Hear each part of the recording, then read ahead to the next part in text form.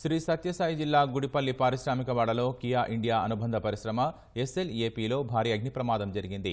కార్మికులు వెల్డింగ్ పనులు చేస్తుండగా మంటలు చెలరేగాయి. మంటలు ఆర్పేందుకు వెళ్లిన ఇద్దరు కార్మికులు దట్టమైన పొగ అలుముకోవడంతో ఊపిరాడక అపస్మారక స్థితిలోకి వెళ్లారు. క్షతగాత్రులను ఆసుపత్రికి తరలించగా ప్రాణాపాయం లేదని చెప్పడంతో అంతా ఊపిరి పీల్చుకున్నారు. ఈ పరిశ్రమలో కియా కార్లకు సంబంధించిన హెడ్ ల్యాంప్స్, మిర్రర్స్ తయారవుతాయి. పరిశ్రమ అంతటా మంటలు వ్యాప్తి చెందాయి. ప్రమాదంలో కోట్లలో నష్టం వాటిల్లినట్లు తెలుస్తోంది.